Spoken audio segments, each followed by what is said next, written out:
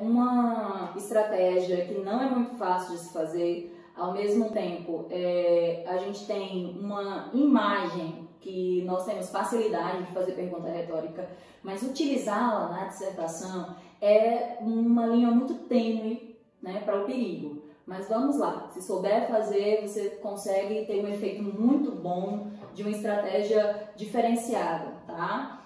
A introdução, por pergunta retórica, você pode apresentar ela em qualquer um dos períodos, ela vai ser centralizadora da sua tese, do seu tema-tese, tá? Ela vai conduzir o leitor a uma reflexão. Então, todas as vezes que essa pergunta ela aparecer na introdução, você tem que ter muito cuidado, tá? Não deve respondê-la de forma direta, como se fosse um questionário, tá bom? Você deve usar o quê? Outra estratégia argumentativa como um ponto de ligação para essa resposta que tem que estar implícita, tá? O que eu quero dizer com isso? Vamos imaginar que eu tenha um tema que caiu no Enem, que é a persistência da violência contra a mulher no Brasil, tá? Nesse sentido, quando a gente traz essa problemática e você de repente teve a ideia de fazer uma pergunta, eu poderia fazer uma pergunta como quais, né, as recorrências, tá, de violência contra a mulher em regiões brasileiras. E aí eu poderia trazer a resposta não como um questionário, né? Segundo o IBGE, eu já trago uma estratégia argumentativa como, né, elucidadora da pergunta. Segundo o IBGE, cerca de mais de 58%, né, das recorrências de violência contra a mulher, seja física, moral, emocional, acontecem dentro dos lares, né? Ou seja, eu estou respondendo a pergunta com uma outra estratégia argumentativa. Então não esquece, coloca um conectivo após a pergunta e faz uma ponte de resposta não direta, indireta, com uma estratégia argumentativa. Vamos ver aqui um outro texto, nota 1000 de 2002, tá?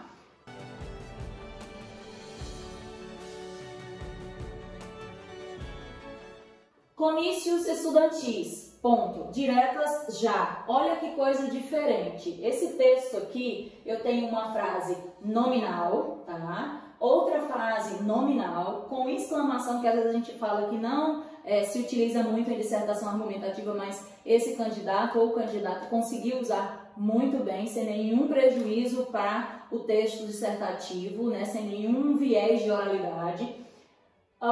Caras pintadas, entre aspas, ponto. Então eu vou aproveitar essa introdução para falar de pergunta retórica, mas para falar também de outra estratégia, que são frases nominais, que vão ser elucidadas a partir de um ponto, né, de intersecção no próximo período. Olha, o que se percebe de comum nesses movimentos é a maciça participação do público jovem. A luta para adquirir a liberdade e os direitos políticos foi muito bem representada. Mas será que acabou? Essa pergunta retórica, tá, faz uma relação coesiva com as frases nominais, com o período anterior de constatação, ou seja, é uma introdução totalmente diferente, inovadora, autoral, e a gente pode até dizer que é criativa, viu? Mas assim, é bem perigosa, você tem que saber fazer isso daqui, tá? É preciso alertar a sociedade que somente com o esforço comum e o ímpeto de bravura de nossos jovens poderemos concretizar a conquista alcançada e verdadeiramente promover as transformações sociais de que o país necessita. Nesse terceiro período, né, eu tenho propostas de intervenção, eu tenho a constatação do problema e eu tenho propostas de intervenção acerca da pergunta feita. Vejam, eu respondi a pergunta aqui através de uma proposta de intervenção. Então, isso é uma estratégia muito bem feita. Perigo, como eu já falei, né? O grande perigo aqui, ó, é você não responder nem na introdução, nem ao longo do desenvolvimento, né? Você não trazer respostas, não trazer a concretitude daquilo que você está questionando de forma retórica. E uma coisa massa, que é o ponto positivo, é que, apesar de ser bastante simples em se fazer, existe todo um viés após ela ser feita. E aí é que se torna difícil. tá? Então, o legal é que não traz de cara uma adesão nem uma expurgação daquilo que está sendo discutido. Então, é uma estratégia diferente, boa de ser feita, mas, ao mesmo tempo, escorregadia. Tem que ter cuidado, tá? Vamos para a próxima. A alusão histórica, uma que a maioria dos alunos gosta de fazer, né? E o legal de fazer a alusão histórica é exatamente porque você já está trazendo de forma direta e clara, tá, a área de conhecimento. Vamos lá. Traçar aí um perfil histórico da questão serve muitas vezes de contraponto com o presente. Então é muito bom, é como se você estivesse trazendo a causa do problema e está exatamente nesse viés histórico da humanidade. Só que tem que ter um cuidado muito grande, amores. Qual é o cuidado? Você tem que dominar o conhecimento da trajetória histórica, né, canônica, aceita, né, didática, desenvolvida nas escolas, nas academias, e você deve fazer um ponto com temporalidade, marcação temporal, com a atualidade e a relação com o tema tese. Não pode esquecer isso. Você tem que trazer a relação com o tema tese. Então, ó, não esquece.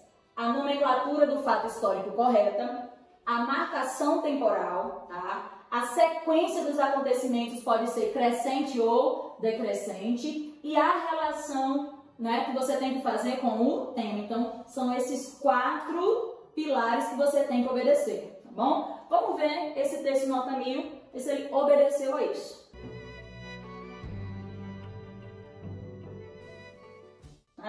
No Brasil, olha, marcou o quê? A localidade, marcou, né, um espaço. Né? Aqui, esse adjunto adverbial de lugar tem uma marcação. O início do processo de educação de surdos remonta ao segundo reinado. Então, eu tenho o tema, tá? Então, a expressão temática, que é educação de surdos, tá? Tema de 2017, remonta o segundo reinado, ou seja, relaciona-se desde o segundo reinado. Isso daqui, ó, é uma marcação temporal, tá? Essa marcação temporal de um fato histórico. No entanto, lembra que eu falei que elas se misturam? Nós já temos aqui um contraponto.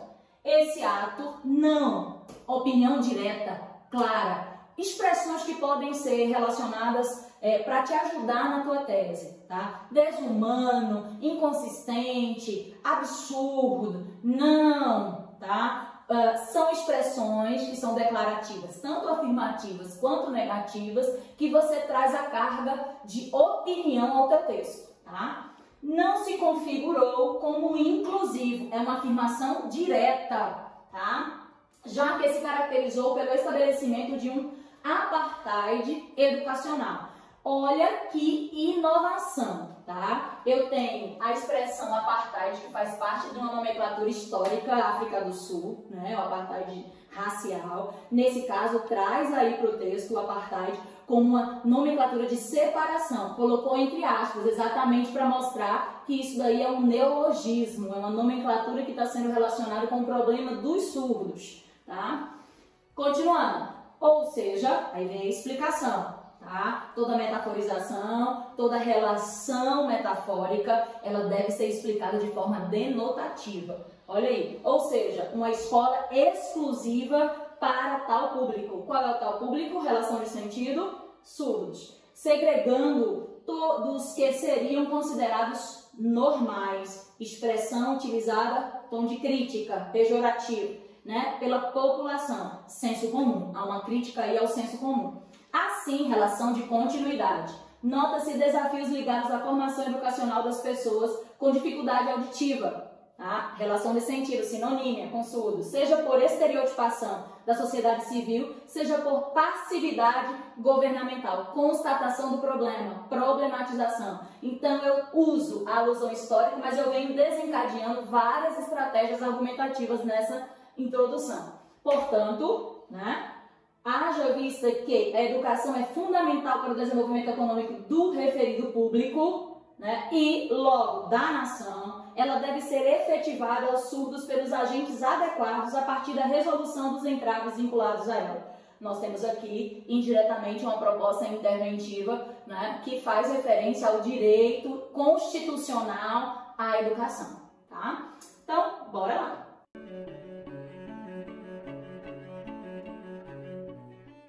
A alusão histórica eu vou apagar aqui com o lencinho do meu filho, né? O Pedro Paulo, tô gastando os lencinhos dele todo aqui, né? Apagando e escrevendo na televisão. Olha como o professor é dependente de vocês, alunos, do quadro de giz, agora piloto, para escrever. E principalmente redação, né? Não tem como estudar redação sem fazer fichamento, apontamento, sem escrever, sem reescrever. Fica essa dica para vocês novamente, tá?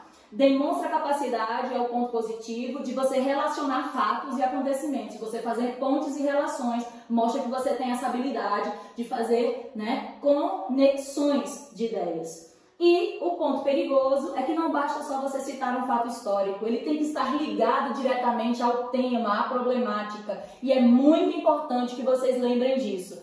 Toda citação histórica, toda alusão histórica, ela tem que ter nomenclatura correta, tá? Temporalidade, se possível marcada, relação com o tema, tese e com os dias atuais, porque senão ela vai ficar solta, desconecta. Então, ó, procure escolher fatos, tenha muito cuidado, escolha fatos históricos conhecidos, significativos, para o desenvolvimento com pertinência no teu texto, tá? Não adianta você escolher um fato que não é de domínio público. Sempre escolher os fatos que marcaram a história de domínio público, mesmo quando você vai questionar, até porque nós sabemos que a história ela sempre é registrada por aqueles que vencem, né? As batalhas ou por uma grande elite informacional, tá? E do conhecimento, que controla o conhecimento, mas é inquestionável que você traga esses pilares, pode até questioná-los em relação à veracidade dele, como por exemplo, que o Brasil não foi invadido pelos portugueses, né? Então, muita gente tem essa ideia de que o Brasil não foi invadido. O Brasil, ele foi o quê? Colonizado, né? Desenvolvido, foi uma colônia de exposição. E, na verdade, o Brasil tem vários autores que afirmam que não só foi colônia de exploração, como também, né, ele foi sucateado. Tá? Então, tem vertentes para todos os lados. Então, escolha um viés mais aceito, escolha uma área, né, da história que seja mais pertinente àquilo que você está falando.